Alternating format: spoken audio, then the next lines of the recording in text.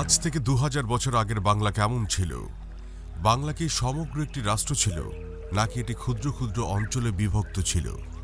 কোন ভাষায় কথা বলতো তারা? কেমন ছিল তাদের শিল্প, সংস্কৃতি ও জীবনযাপন? এসব প্রশ্নের উত্তর খুঁজতে আমাদের চলে যেতে হবে ইতিহাসের একেবারে সেই গোড়ার দিকে।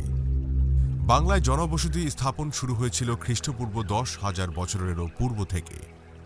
নানা জাতিগোষ্ঠী যেমন নেগ্রিটো, অস্ট্রিক, দাবির, অ্যালোপাইন আর্য, মঙ্গোলীয় শক, তুর্কি আরব, পাঠান, হাবস, কোচ, রাজবংশী, পর্তুগিজ ইত্যাদি বিভিন্ন সময়ে বাংলার জনস্রোতে মিশেছিল। সে সময়ে অর্থাৎ প্রাচীনকালে সমাজ, সংস্কৃতি ও রাষ্ট্র গঠনের প্রাথমিক রূপের কিছু প্রকাশ ঘটেছিল। প্রাচীন যুগকে তাই রাষ্ট্র গঠনের প্রাথমিক পর্ব হিসেবে অভিহিত করা হয়ে থাকে। বাংলায় খ্রিস্টপূর্ব কয়েক শতাব্দী আগের সময় থেকে খ্রিস্টীয় ১৩ শতকের আগ পর্যন্ত দীর্ঘ প্রায় ২০০০ বছরের এই সময়কে প্রাচীন যুগ বলা হয়ে থাকে। ইতিহাস ঘেঁটে জানা যায়, প্রাচীনকালে বাংলা নামে কোনো অখণ্ড রাষ্ট্র কিংবা জাতিসত্তা ছিল না। সমগ্র বাংলা ছিল ক্ষুদ্র ক্ষুদ্র অঞ্চলে বিভক্ত। এসব অঞ্চলের ছিল ভিন্ন ভিন্ন রাজধানী এবং প্রত্যেকটিতে ভিন্ন ভিন্ন শাসক, যারা নিজেদের খেয়াল খুশি মতো সমগ্র অঞ্চলকে শাসন করতেন। সমগ্র বাংলা জুড়ে এই ক্ষুদ্র ক্ষুদ্র অঞ্চলগুলোকে ইতিহাসে ডাকা হতো জনপদ নামে। চতুর্থ শতক হতে গুপ্ত যুগ, গুপ্ত পরবর্তী যুগ, পাল, সেন সহ প্রভৃতি আমলে প্রাপ্ত শিলালিপি ও সাহিত্য গ্রন্থে প্রাচীন বাংলার এরকম সর্বমোট ১৬টি জনপদের নাম পাওয়া যায়। পুন্দ্র, বঙ্গ, গৌড়, সমতট, হরিকেল, চন্দ্রদ্বীপ, রাঢ়, তাম্রলিপ্ত প্রভৃতি নামে এসব জনপদ পরিচিত ছিল। বাংলার এই প্রাচীন জনপদসমূহের ভৌগোলিক অবস্থিতি অনেকাংশে ভূপ্রকৃতি এবং বিশেষ করে নদীর স্রোতধারা দ্বারা নির্ধারিত হয়েছে। জনপদের নামগুলো বেশিরভাগই প্রাচীন জনগোষ্ঠীর নামানুসারে প্রচলিত। ২০০০ বছর আগের প্রাচীন বাংলা কেমন ছিল এবং বাংলার সেই বিভিন্ন অঞ্চলের আদ্যপ্রান্ত সম্পর্কে জেনে নেই। পুন্দ্র জনপদ। বাংলার প্রাচীন জনপদগুলোর মধ্যে সবচেয়ে প্রাচীন কিংবা বয়স্ক জনপদ হিসাবে বিবেচনা করা হয় পুন্দ্র জনপদকে। বর্তমান বাংলাদেশের মানচিত্রের বগুড়া, দিনাজপুর, রংপুর, রাজশাহী অঞ্চলের একটি অংশ নিয়ে গড়ে ওঠে প্রাচীন পুন্দ্র জনপদ। পৌন্দ্রিক শব্দ থেকে পুন্দ্র নামের উৎপত্তি হয়। এর অর্থ হল আগ বা চিনি। তবে বৈদিক সাহিত্য ও মহাভারত থেকে জানা যায়, পুন্দ্র জাতি নামে একটি প্রাচীন গোষ্ঠী এই জনপদ গড়ে তুলেছিল এবং তাদের এই জনপদের রাজধানী ছিল পুন্দ্রবর্ধন বা পুন্দ্রনগর। তবে পরবর্তীতে নাম হয় মহাস্থানগড়। সে সময়কার এই পুন্দ্রবর্ধন জনপদ বগুড়া, দিনাজপুর, রংপুর ও রাজশাহী সহ প্রায় সমগ্র উত্তরাঞ্চল জুড়ে বিস্তৃত ছিল। রাজমহল পাহাড় থেকে শুরু করে গঙ্গা, ভাগীরথী নদী থেকে করতোয়া নদী পর্যন্ত মোটামুটি সথি ও পদ্মার মধ্যবর্তী ত্রিভুজাকৃতির বদ্বীপই বঙ্গ নামে পরিচিত। এমনকি এরূপ জলমগ্ন প্লাবনভূমির অধিবাসীদের পক্ষে নৌবিদ্যায় পারদর্শী হওয়াটা খুবই স্বাভাবিক। এছাড়াও প্রাচীন গ্রিক ও ল্যাটিন ক্লাসিক্যাল লেখকগণ বঙ্গ অঞ্চলকেই গঙ্গারিডাই বলে আখ্যা দিয়েছেন, যে অঞ্চলের মানুষ গ্রিক বীর আলেকজান্ডারের বিরুদ্ধে অস্ত্র ধারণ করেছিল।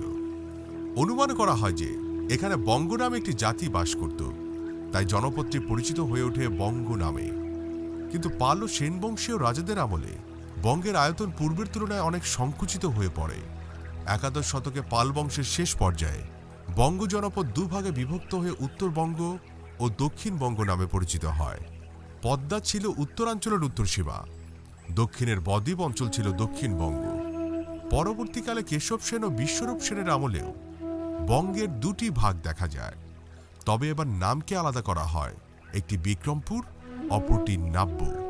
এছাড়াও প্রাচীন শিলালিপিতেও বিক্রমপুর ও নাব্য নামে বঙ্গের দুটি অঞ্চলের নাম পাওয়া যায়। বর্তমান বিক্রমপুর পরগনাই এই প্রাচীন বিক্রমপুর নামে পরিচিত ছিল। অন্যদিকে নাব্য বলে বর্তমানে কোনো জায়গার অস্তিত্ব নেই। ধারণা করা হয় ফরিদপুর, বরিশাল, পটুয়াখালীর নিম্ন জলাভূমি নাব্য অঞ্চলের অন্তর্ভুক্ত ছিল। গৌড় জনপদ। গৌড় নামটি প্রাচীন বাংলার সুপ্রাচীন ও সুপরিচিত একটি জনপদ হলেও এর নামকরণের কারণ কিংবা ঠিক কোন অঞ্চল নিয়ে এটি গঠিত হয়েছিল তা সম্পর্কে ইতিহাসে সুস্পষ্ট কোনো তথ্য প্রমাণ পাওয়া যায়নি।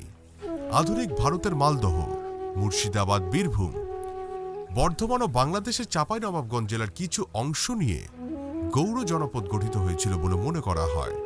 তবে গৌড়ের খ্যাতি এতই বৃদ্ধি পেয়েছিল যে একসময় সমস্ত বাংলাকেও ইতিহাসে গৌড়দেশ বলে সময়ে সময়ে আখ্যা দেওয়ার দৃষ্টান্ত রয়েছে, যার ফলে এটির সুস্পষ্ট কোনো অবস্থান সম্পর্কে মতভেদ রয়েছে। ভবিষ্য পুরাণে গৌড়ের অবস্থান সম্পর্কে বলা হয় এটি পদ্মা নদীর দক্ষিণে এবং বর্ধমান জেলার উত্তরে অবস্থিত একটি অঞ্চল।